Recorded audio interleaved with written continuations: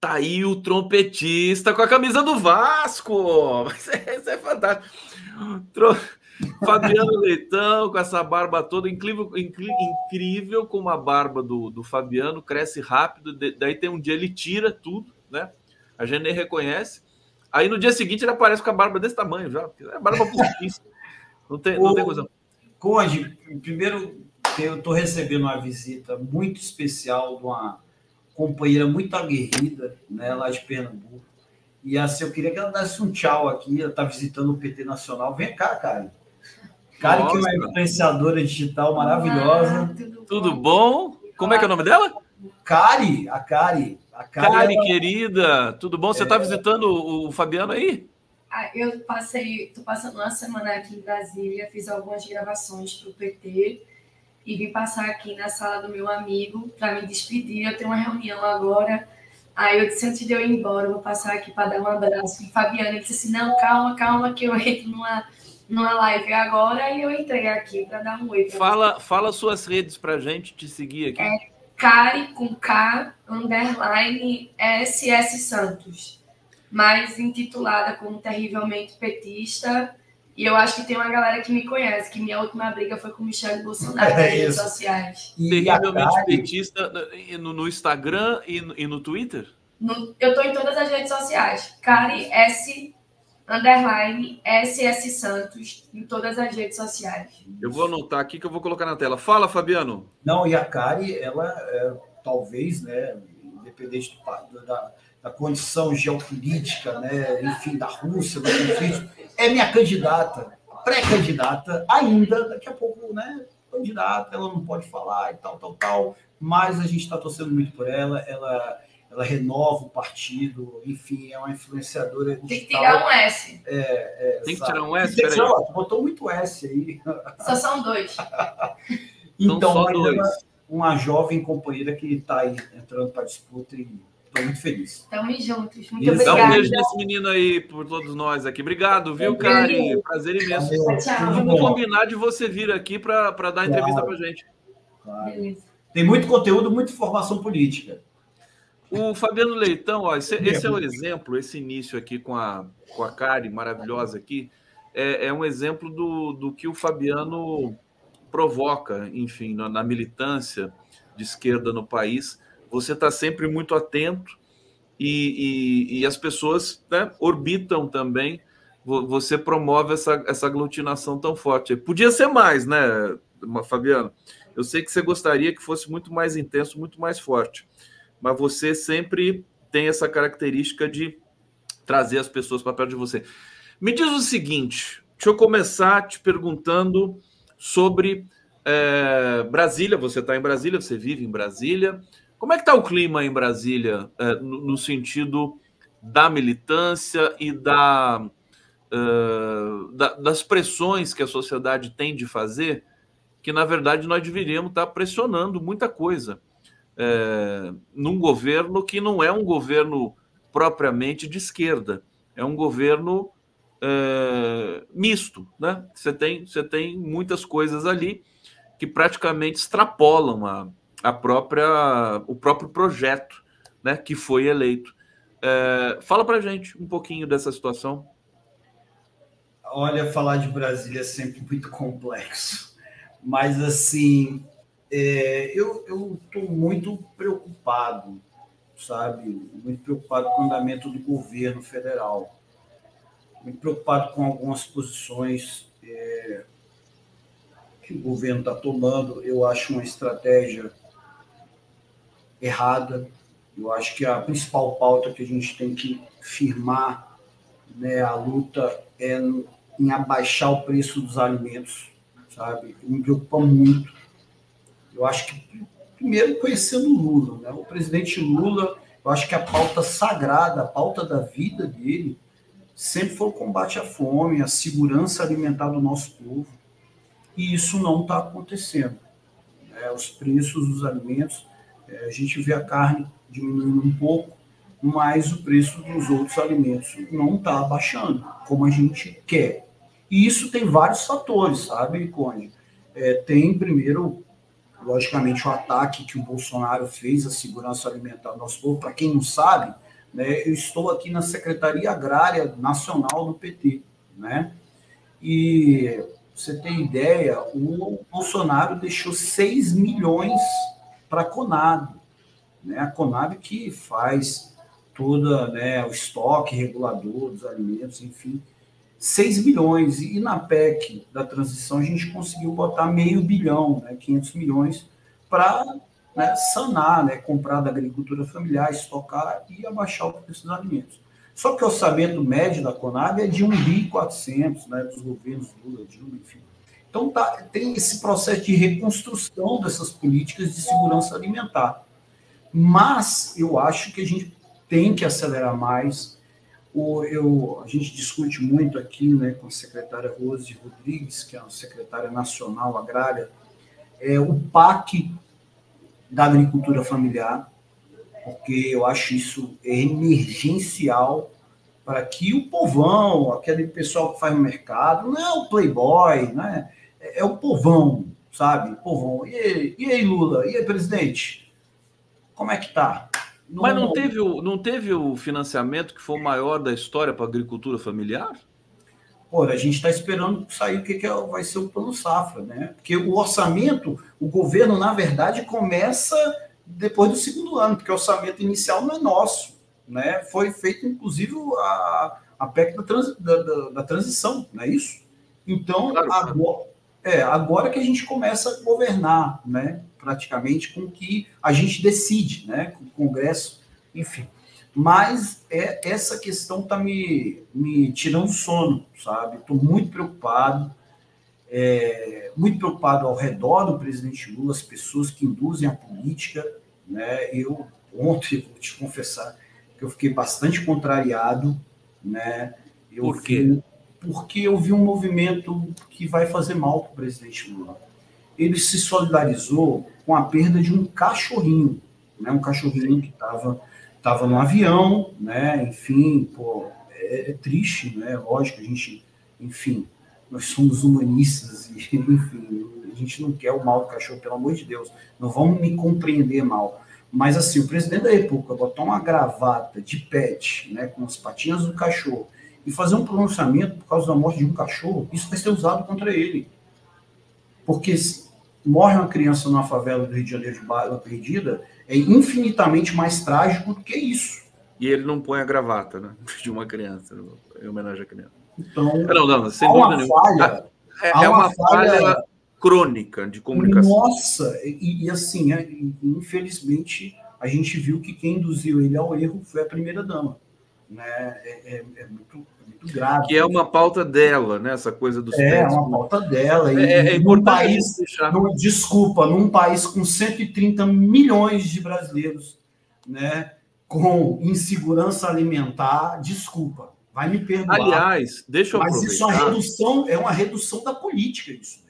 Deixa eu aproveitar, com todo o respeito que nos cabe e tudo mais, a primeira-dama deu uma entrevista recentemente dizendo assim: eu sou articuladora política e tenho carta branca.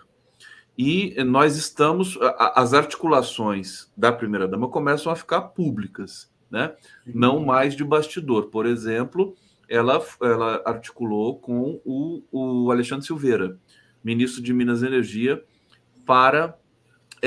me parece que é um acesso à população mais pobre a ter direito a não pagar a conta de luz, é algo nesse sentido, né? Agora, é um elemento novo, né? Aliás, tem muitos elementos novos nesse governo. Mas, desculpa, Fabiano, acho que você tem que completar a sua reflexão. Claro, lógico que tem as coisas boas e ruins, mas aí desculpa, mais uma vez, estar falando sobre isso. Quando o Lula... meu presidente, que eu lutei muito, você, inclusive, você foi o jornalista que mais lutou pela liberdade dele. Você foi o cara que mais recebeu carta do presidente Lula, né? Você é uma referência no jornalismo, tá? Então, assim, você podia ser uma pessoa, presidente da EBC. Você, por merecimento, se eu fosse o presidente Lula, eu te escolheria como presidente da EBC. Só para te dar um exemplo, tá? Mas o que acontece? Não é só isso. São tantas coisas. O presidente Lula falou que a primeira-dama é o farol político dele. Olha, eu tenho muito tempo de partido, eu sou, né? Nós temos um Zé Disseu da vida, nós temos Gilberto Carvalho, nós temos, sabe, muita gente para ser o farol do Lula, muita gente que tem estrada muito longa, né? Então, assim, eu fico muito preocupado, sabe, porque isso do PET que aconteceu ontem vai ser usado em qualquer tragédia que tiver aqui no Brasil, sabe, contra o presidente. Então, desculpa, isso é um erro infantil na área de comunicação. Sabe? Eu diria até o seguinte... 2 dias de política. Gente que tem 2 dias, não é gente que tem, sabe? Então, eu queria deixar isso registrado. Eu diria até o seguinte, não, está perfeito. A espontaneidade do Lula, todo mundo conhece. Porra, ele tem um bom coração. Ela é maravilhosa, ela é mais do que estratégia política, de comunicação e tudo mais, ela é muito forte, muito estrutural no povo brasileiro. Agora, presidência da República e governo é uma coisa muito séria para você fazer, enfim, digamos, desgarrar, digamos assim, da característica principal de um presidente da República. Tanto é que a gente vai percebendo, Fabiano, às vezes que o presidente está isolado. Né? Toda vez que ele vai fazer uma reunião com os ministros, a gente percebe isso. Né? A gente vê os ministros de cara amarrada, né? Todos ali, né? Sendo cobrados justamente, evidentemente, os resultados. A gente tem resultados importantes. Ontem saiu o resultado da fome, resultado de que a gente já avançou nessas áreas, mas parece que o governo está sempre sequestrado. E aí eu acho que tem a questão da relação com o Congresso. Eu estava formulando uma questão ontem com o meu querido Fernando Horta, que você conhece, que é assim, o Bolsonaro ele estragou o Congresso para sempre. Né? Como ele não governou, ele entregou o governo para o Congresso. Então, é como se o Executivo hoje fosse um ruído que está atrapalhando a governança do Congresso.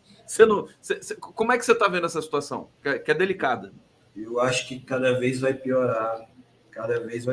Porque toda essa matemática, né, das redes sociais, das big techs, né, as redes sociais trabalham com ódio, simples, com sentimentos, né? E o ódio, ela traz algoritmos. E a extrema-direita trabalha com ódio. Os candidatos da extrema-direita têm infinitamente mais visibilidade e penetração com as camadas mais populares do que um discurso academicista da esquerda. Porque eles trabalham com pautas morais. E quem trabalha com pauta moral dentro da esquerda, infelizmente, eu falo isso com profunda tristeza, está dando combustível necessário para o bolsonarismo, né, fazer sua luta. Né? A nossa luta, ao meu ver, tem que ser a luta de classe, a luta da classe trabalhadora com direitos, saúde, educação, ter um prato de comida para os seus filhos. É isso que a gente tem que lutar. Agora, quando a gente passa para outras pautas, enfim, e essas pautas são escandalosamente patrocinadas por fundações, né, que são terríveis. A Fundação Ford, a Open Society, a Luminate Group. A gente sabe. Eu acho a Open Society está dentro do governo. Claro, tá dentro do governo, a gente sabe. E é muito triste ter que reconhecer isso, sabe? Até porque o jogo, eu fico pensando, né, qual que é mais, sabe, dramático para o nosso país.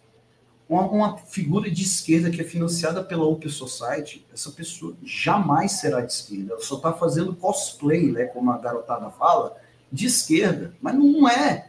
Ela não vai lutar, por exemplo, contra a privatização da Petrobras, dos Correios, não vai. Lógico que não vai entregar para os Estados Unidos. E a gente vê essas pautas que são muito caras para nós, sabe? A pauta das mulheres, a pauta LGBTQIA+, a pauta indígena, a pauta, sabe, do combate ao racismo. Isso é muito caro para a gente. A gente lutou muito para que isso avançasse, só que a gente está vendo figuras que militam nessas causas sagradas sabe, sendo cooptadas pelos Estados Unidos da América. Isso aí, isso é gritante. Isso que o Fabiano está falando é muito importante da gente debater, porque, de fato, a gente teve infiltração do governo dos Estados Unidos, de ONGs e tudo mais, infiltração camuflada, né? Pessoas que falam, não, né? Que chegam com discurso até muito associado ao identitarismo. Sim. E acabam contaminando o governo e impedindo uma pauta soberana de governança e sequestrando. Deixa, antes da gente seguir, sim, Fabiano, trazer comentários aqui do público. O Carlos Augusto de Bones Cruz está dizendo: vamos inverter. Se o Lula tivesse desviado dinheiro via orçamento secreto, furtado joias, promovido golpe, agido contra as instituições, etc., estaria solto? Problemas são Ministério Público e Judiciário. Quer dizer, o problema não acabou. A gente tem repetido isso também aqui como uma forma de alerta máximo, né? Sobretudo com essa possibilidade agora que a gente percebe que não é um recuo do Alexandre de Moraes, mas o Alexandre de Moraes está sendo alvejado, né, por setores da sociedade brasileira e pela extrema-direita, já há muito tempo pela extrema-direita. Hussein Brasil, polícia espanca, prende e mata na Venezuela. Epa, que isso? É um assunto aqui que não está meio na pauta. Hussein Brasil, bem-vindo, Fabiano. Dá uma palhinha aí para nós. Milhões nas ruas, aprendam com os iemenitas toda sexta-feira. Esperança, Seneto vaza em novembro e Lira em fevereiro. Costa Neto. E ele diz aqui ainda, a thread do Hussein, senador Messias Jesus parado com dinheiro no carro. Eu não estou sabendo dessa história aqui.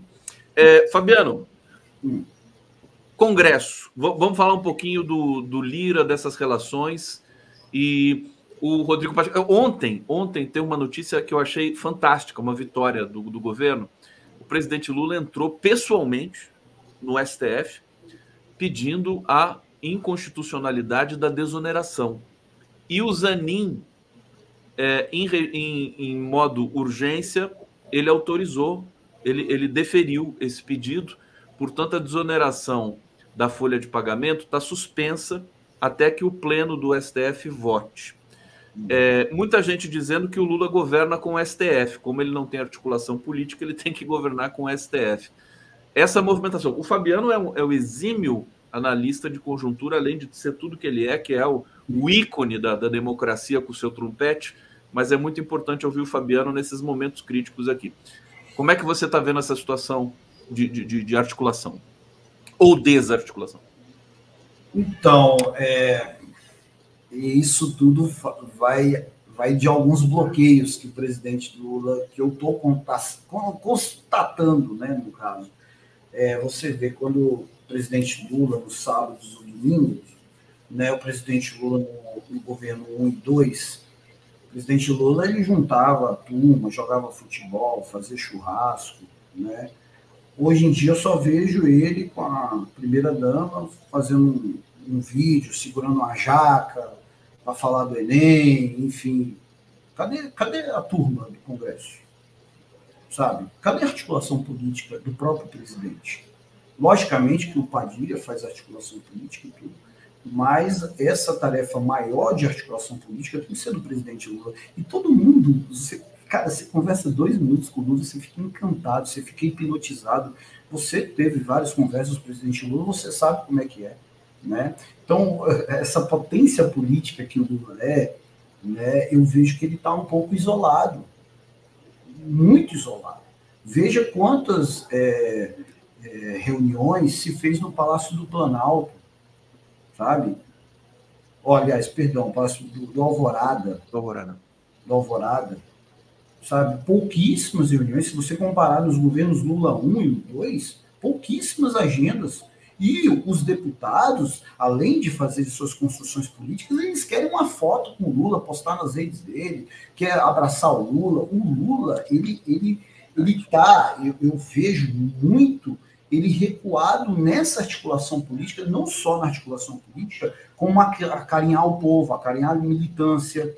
Por exemplo, teve o aniversário dele aqui em Brasília, que a gente reuniu 200 companheiros e companheiras na porta do Palácio do Alvorada, ele sequer saiu do carro. Ah, mas é porque ele tinha feito uma uma cirurgia no quadril e tal, estava se recuperando.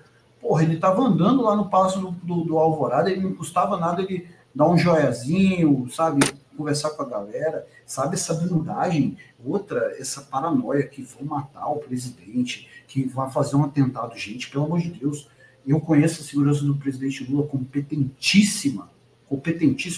Me cite somente uma tentativa de atentado ao presidente Lula. Atentado, sem ser aqueles tiros no ônibus em Cascavel. Só outro, eu quero outro. Não tem, não existe. Não existe. Entendeu? Então, essa super proteção, essa redoma de vidro, o Lula tem que ir para o povo e ele gosta disso. O Lula tem que conversar com os deputados, com os senadores. Ele vira o jogo. Ele fez o Chastalo, que foi um cara lá, que o carcereiro dele, porra, o cara virou petistazão, cara. Entendeu? É brincadeira. O outro carcereiro participa da segurança dele hoje. Pois é, entendeu? Então, essa potência política, porra, é a mesma coisa, porra, eu tenho um Romário no meu time, que é o Lula, e eu coloco o Gediel para jogar, para fazer articulação política. É simples. O Lula é o maior articulador político do planeta, se duvidar. Ele fez com que os Estados Unidos dessem um cavalo de pau. Então, isso tudo vai eu entendo as cobranças do presidente Lula aos ministros, mas isso vai também dessa redoma de vidro. E digo mais. Figuras como Luiz Dulce, Gilberto Carvalho, o nosso companheiro Zé Disseu, Paula Camoto, sabe? Nicole Briones, sabe? Essas pessoas, desculpa, não podem ficar longe do governo. Não podem ficar longe do governo, sem dúvida nenhuma. Não pode ficar longe do essas pessoas são os verdadeiros faróis do presidente. Eu lembro do Gilberto Carvalho. Deixa eu falar mais uma coisa. Gilberto Carvalho, quando o presidente Lula estava preso, ele foi um dos maiores articuladores aqui em Brasília, sim, lá da vigília que foi feita na frente do STF, todas as quartas-feiras, para lembrar que o presidente Lula era um prisioneiro político.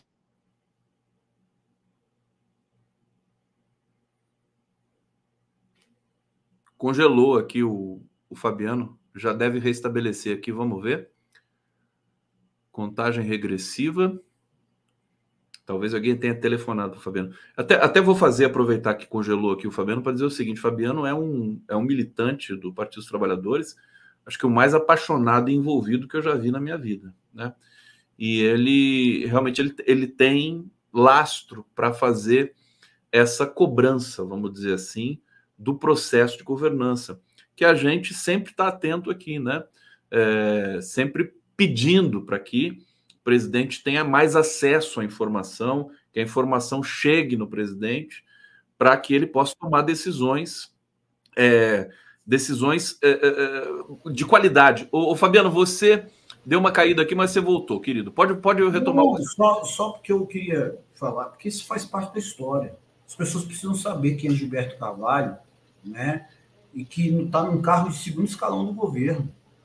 Gilberto Carvalho foi um articulador imprescindível na liberdade do presidente Lula. Ele que organizou o nosso povo aqui na frente do STF para ficar todas as quartas-feiras, que é o principal dia de trabalho do STF, lembrando que tinha um prisioneiro político, entendeu? Gilberto Carvalho é um dos melhores corações, não só Gilberto Carvalho. Mas... Agora, o Fabiano, deixa eu só fazer o papel aqui de advogado do Bolsonaro, né? Não vou nem falar do diabo, porque diabo a gente já enfrenta fácil agora, né? Porque o Bolsonaro que é o problema.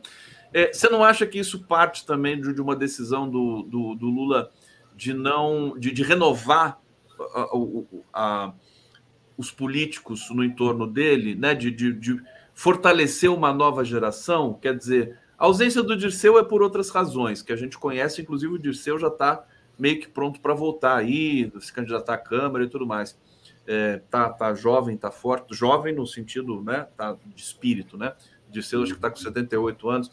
E o Gilberto Carvalho, quer dizer, não é uma. Você não acha que é uma tentativa do presidente de preparar uma geração? O problema é que para preparar a geração dá trabalho, né? Olha, então, eu acho que a gente não pode. O Lula, falou uma vez, eu lembro muito bem, eu não tenho o direito de errar. Quando ele assume a presidência da República pela primeira vez, ele fala, eu não tenho o direito de errar. E o que está em jogo hoje em dia, eu acho que o governo Lula tendo êxito, eu torço muito, sabe? Eu torço muito que tenha êxito, sabe? Ele precisa botar os craques em cada setor, sabe? Em cada setor. Eu vi uma fala do presidente Lula, ele falando, poxa, onde é que estão os movimentos sociais? Onde é que estão os movimentos sociais? Aí eu olhei assim, pô, cara pálida, ô, meu presidente lindo, maravilhoso, chama o Gilberto Carvalho, entendeu? Né? Quem sempre levou os movimentos sociais até ele foi o Gilberto Carvalho. Aí essas coisas eu não entendo, sabe? Então, assim, eu não estou pedindo, eu estou preocupado com o governo, estou preocupado com a segurança alimentar do nosso povo, porque esse governo Lula é o mais importante da história. Porque o legado do presidente Lula, você sabe muito bem, o Conde, é uma coisa que é importante para a esquerda brasileira, para a esquerda latino-americana, para a esquerda mundial. Ele terminar bem a sua história é uma continuidade das nossas lutas. É o arremate da biografia mais impactante da história da política. Exatamente, exatamente. Eu concordo muito com os teus textos, acho que um dos mais famosos, você fala que o Lula se banderizou, enfim, eu acho que é por aí. Então a gente não pode errar, tem tanta gente boa no nosso partido e que está fora desse governo, sabe? Eu estou vendo tanta gente que, sabe, quer tirar foto, quer fazer vídeo, sabe? E desculpa, não está tão preocupado. Existe um vácuo, sem dúvida nenhuma, a gente sempre comenta isso, inclusive teve agora uma nova contratação da Secom para 4 empresas de publicidade para pilotar as redes sociais do Lula. E me parece que 2 foram desqualificadas aqui por algum problema na licitação. Deixa eu até recuperar essa informação aqui para não ficar uma coisa no ar. Eu tinha separado aqui, deixa eu só localizar. Vamos ver onde que está. Eu falei aqui. Só um segundo, gente. Estou localizando aqui. A Secom desclassifica 2 vencedoras de licitação de 200 milhões para a comunicação digital. E eu acho o seguinte, quer dizer, esse discurso, você conhece muito bem a Glaze, você conhece, né, como é que o PT tem encarado isso. O PT reconhece que não sabe mexer direito com redes sociais, está tentando aprender já há muito tempo, já está passando do ponto, né? Já era para ter aprendido alguma coisa. E a gente cobra essa expertise. E, por exemplo, o que vocês falou aqui, que é uma coisa parece óbvia, que todos os deputados, senadores, excetuando alguns ali do núcleo duríssimo do bolsonarismo, eles querem sair na foto com o Lula. E isso simplesmente não acontece. Né? Às vésperas de uma eleição municipal, em que o Lula poderia ser o maior cabo eleitoral pelo país inteiro. Então, parece que, assim, coisas elementares, né? Por exemplo, o Sidônio Palmeira foi chamado para opinar, e aí você teve uma leve inflexão, o Lula correndo ali, né, conversando e correndo, mas são espasmos de comunicação, né? Não são políticas de comunicação. E eu acho que a política central de comunicação do governo, e aí eu quero te ouvir, ela tem que ser política, ela não pode ser especificamente de rede social, ou de televisão, ou de imprensa, de outdoor, sei lá, todas as plataformas aí de publicidade. Fala um pouquinho sobre isso para a gente, Fabiano. Não só o governo tem que comunicar bem, mas o partido também. Eu sempre discuto do partido que nós temos... Eu vou fazer uma analogia aqui com a medicina. Né? Quando você vai atender um paciente, você precisa primeiro do exame, né? Você, logicamente, olha o que ele tem e vai, opa, eu quero fazer os exames. Né? Aí você precisa, né, do enfermeiro e do médico. Não é isso? Então, é bem simples. O que eu coloco nessa analogia? A gente tem uma Big Data, a gente tem 700 mil e-mails, são 2 milhões e poucos, né? 2 milhões e 100 mil filiados. Nós só na caixa de e-mail do PT Nacional tem 700 mil e-mails. Né? Então, isso seria a via, né? Isso seria, digamos que o médico seria o presidente Lula, que vai dar a linha política, que a militância vai correr atrás de distribuir esse conteúdo, né? É como se fosse um médico, a militância, perdão, como se fosse um enfermeiro, a gente vai distribuir o medicamento, né? Vai colocar lá tantas miligramas, né? Enfim, né? E o raio-x, a tomografia, isso tem, enfim, tem vários programas de análise de rede instantânea de todas as redes, o SERPRO usa uma, né? Então, a gente tendo isso, né, essa análise de rede, a gente tendo a militância com a Big Data do PT, né, que a gente tem essa Big Data, e também a gente tendo o nosso médico, que é o presidente Lula, dando a nossa linha política, aí a gente vai falar, o presidente Lula, hoje, ele pegou lá e fez a pedra fundamental de um novo instituto, né, federal, que aqui no Sol Nascente, por exemplo, sabe, a gente distribui, os institutos federais, enfim, olha, tanto que foi, o Pimenta até fez acho que tem um programa, né, do governo federal, que você digita o nome da cidade e lá nesse programa tem tudo que foi feito do governo federal nessa cidade, tudo que foi entregue. Então, assim, tudo isso, né, a gente precisa também dos influenciadores jogando o jogo que tem que ser jogado, não um jogando o seu jogo pessoal, de visibilidade própria, porque isso não funciona. O bolsonarismo nunca trabalhou assim. Lógico que eles queriam engajamento próprio, enfim, mas ele sempre trabalhou com a linha, sabe, assim, é militar o negócio. Um manda, chega até lá embaixo a ordem, sabe? Nós temos que fazer isso, falar sobre determinado assunto, pautar as redes, e eles pautam até a gente. Eles pautam a gente. A gente está sendo pautado, enfim, até hoje por eles. Então, é todo um jogo de governo federal, o partido, com sua potente militância, o maior patrimônio que essa militância tem. Agora, eu tenho que falar mais de militância, né?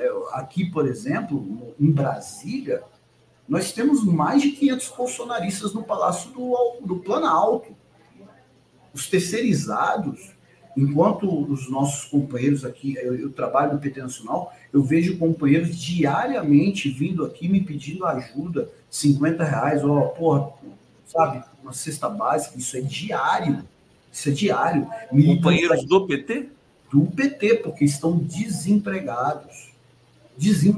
E só no Palácio do Planalto tem mais de 500, fácil. O pessoal da limpeza, o pessoal que é da jardinagem, o pessoal que é elétrico. Herdados do governo Bolsonaro. E gente que é da... Como é que é o nome? Que recebe você lá no Palácio. Quando eu vou lá no Palácio do Planalto, né, com o bonezinho do PT, manda tirar.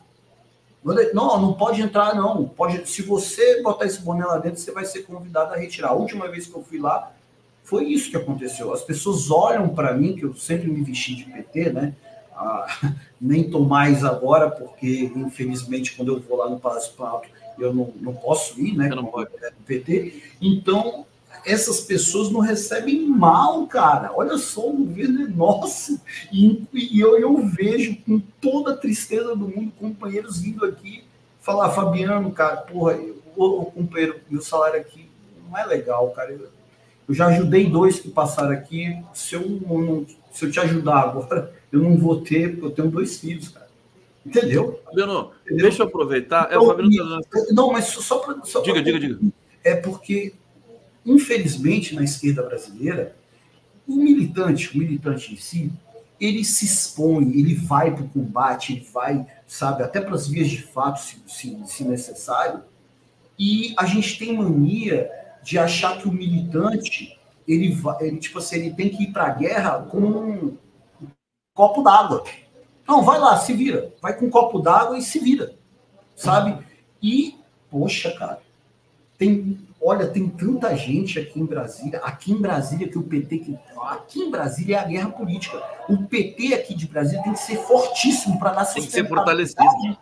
Ao governo Lula, isso aí é questão de estratégia, bem simples. Aí você deixa 500 bolsonaristas Estou jogando baixo. No Palácio do Planalto, enquanto a nossa militância todinha descamisada. Desculpa, isso me revolta. Fabiano, olha, recebendo aqui o Lênio, Lênio Streck. Está me ouvindo, meu querido Lênio? Tudo bom? Eu estou. Está. E eu estou vendo que você está. Você está aí, Lênio Streck? Estou. Ele vai falar de linguagem aqui, vai ser hilário, gente, vai ser importante. Olha, recebendo o Lênio, eu vou me despedir do trompetista aqui, do Fabiano. Fabiano, a gente tem muito que conversar, viu? Oi. Você ficou muito tempo sem vir aqui e eu acho que a gente precisa fazer esse debate. Tô cobrando você ao vivo aqui para você não me escapar mais.